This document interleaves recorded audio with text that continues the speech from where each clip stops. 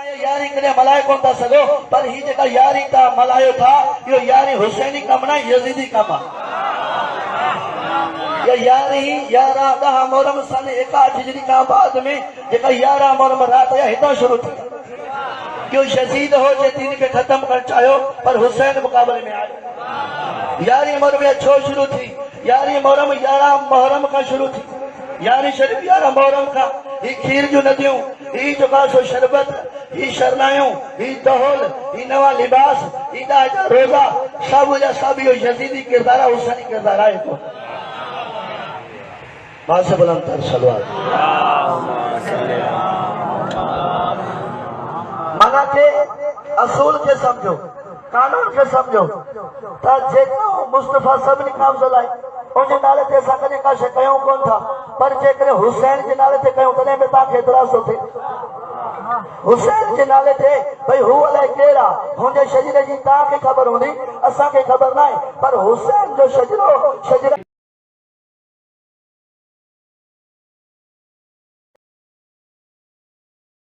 के दावा कन था त असां अहल बैत सां मोहब्बत कयूं था ऐं कूड़ी दावा कन था मां उन्हनि खे पैगाम ॾियां थो पंहिंजे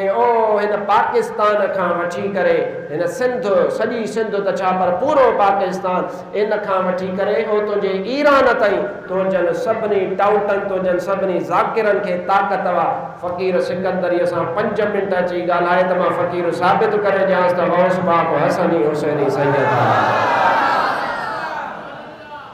या फ़क़ीर जी चैलेंज ईरान ताईं जे ज़ाकिरनि क्या न को झेड़ो आहे न को फॾो आहे न को फ़साद आहे न को गार गंद जी ॻाल्हि आहे या इल्म ऐं दलील जी ॻाल्हि आहे महबूब सुबहानी शहबाज़ लामकानी गौस समदानी पीरनि जो पीर हज़रत अब्दुल कादिर जीलानी जेकॾहिं उहो सचो सैयद न आहे त मवाली तूं केरु थींदो आहे ईअं बकवास करण वारो जेकॾहिं पीरान पीर सैयद न आहे त अदा ॿियो कंहिंखे सैयद मञींदे पीरान पीर त उहो सैयद आहे जंहिंखे मुस्तफ़ा करीम कचहरीअ में अची करे पाण भाकुर पाईंदा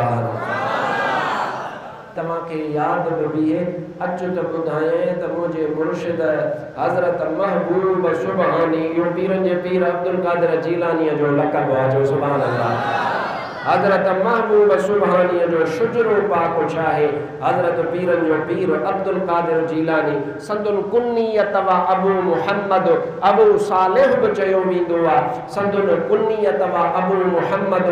लक़ब व मुहियुद्दीन नालो व अब्दुल कादिर पुत्र व हज़रत अबू सालिह मूसा जंगी दोस्त जो उहो पुत्र व हज़रत अब्दुल्ला जो उहो पुत्र व हज़रत सैयद यहया ज़ाहिद जो उहो पुत्र हज़रत सैयद मुहम्मद जो उहो पुत्र वा हज़रत सैयद दाऊद जो उहो पुत्र वा हज़रत सैयद मूसा जो उहो पुत्र वा हज़रत सैयद अब्दुल्ला अबुल मकारिम जो उहो पुत्र वा हज़रत सैयद मूसा अल जौन जो उहो पुत्र वा हज़रत सैयद अब्दुल्ला अल महज़ जो उहो पुत्र वा हज़रत सैयद हसन मुसन्ना जो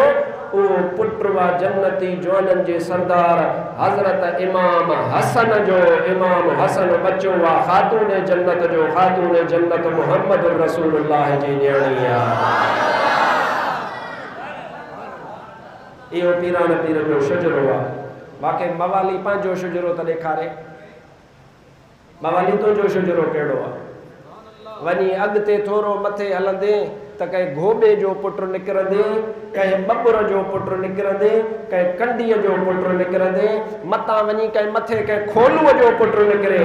पर कसम ख़ुदा जो पीरनि जो पीर अब्दुल कादिर जीलानी हसनी हुसैनी सचो सैयद आहे वेहे